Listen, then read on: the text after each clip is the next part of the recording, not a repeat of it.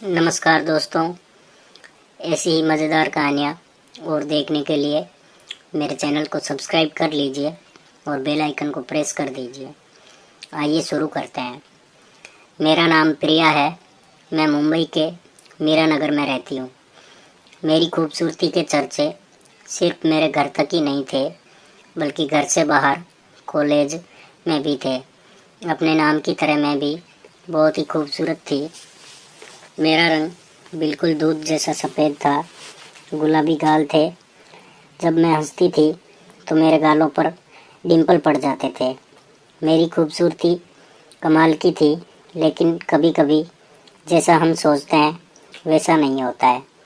मेरी शादी मेरे माँ बाप ने एक बहुत ही अमीर घराने में कर दी। हम गरीब थे, लेकिन मैं बहुत ही खूबसूरत थी। इस वजह से उन लोगों ने हमसे रिश्ता तय कर लिया था। मेरा पति बहुत पढ़ा लिखा था।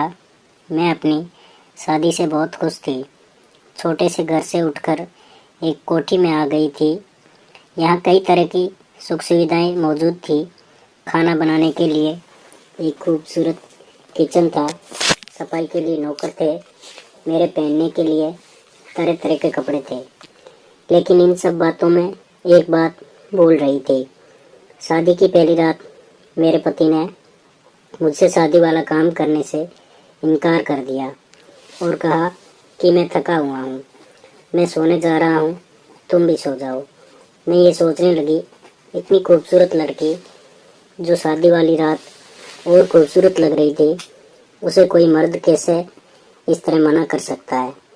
मैंने सोचा ये सच में थक गए होंगे, इसलिए सो गए हैं। मैं भी कपड़े बदल कर सो गई। लोग मेरे हुस्न की तारीफ बहुत ज़्यादा करते थे, लेकिन मेरे हुस्न के मुकाबले में मेरा पति मेरे आगे कुछ भी नहीं था।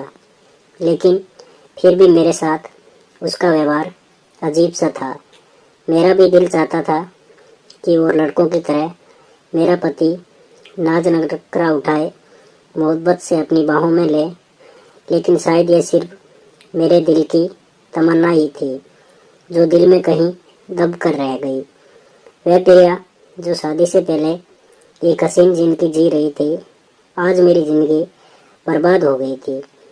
मैं एक हिरण की तरह हर रात तैयार होकर अपने पति के आसपास रहती थी, लेकिन मेरा पति कभी मेरा शिकार नहीं करता था। मुझे शक होने लगा कि मेरे पति में कोई कमी तो नहीं है। मैं उनसे पूछ भी नहीं सकती थी। शादी के बाद मेरी जिंदगी बिल्कुल खराब होकर रह गई थी। मेरे पति काम के सिलसिले में अधिकतर बाहर ही रहते थे। मेरे घर में मेरी सास और मेरा एक देवर रहा करता था। मेरे कमरे के साथ मेरे देवर का कमरा था। मेरे देवर का नाम समीर था। समीर आजकल बहुत मुश्किल से गुजर रहे थे। किसी भी काम में मेरा मन नहीं लग रहा था। सारा दिन यही सोचती रहती कि अब क्या करूं मैं। मेरे पास करने के लिए कोई काम नहीं था जिससे मेरा दिल बहल जाए। मेरे अंदर का एहसास उमट कर बाहर आ रहा था। मेरा भी दिल चाहता था कि मेरे पति मुझसे प्यार मोहब्बत वाली बातें करे। एक रात मुझे नींद नहीं आ रही थी। मैं पानी पीने के लिए उठी और जैसे ही समीर के कमरे के पास से गुजरी, मुझे समीर की अजीब अजीब आवाज़ें आ रही थी।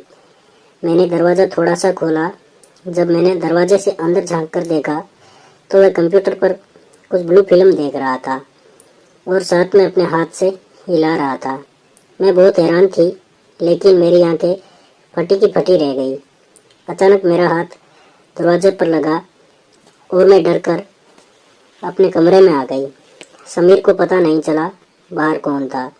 अब मेरे दिमाग में तो ये घूम रहा था कि समीर मेरा शिकार करना चाह रहा था। कुछ देर ऐसे ही बैठे रही। फिर मेरे दिमाग में बात आई, जब अपना शेर शिकार करने के लिए काबिल ना हो तो उसके भाई से शिकार हो जाना बेहतर है। मेरे कमरे में अचानक दस्तक हुई। मुझे लगा कि मेरी सास होगी, लेकिन जैसे ही मैंने दरवाज़ा खोला तो सामने समीर खड़ा था। मेरा दुपट्टा भी सिर से उतर गया था। समीर की नज़रें जैसे ही मेरे हुस्न पर पड़ी तो वो मुझे देखता ही रह गया। फिर मैंने खुद को संभाला और अपना दुपट्टा ऊपर ले लिया। उसने पहली बार मुझे इस हालत में देखा था। पहले कभी समीर मेरे कमरे में नहीं आया था और जैसे ही कमरे में आया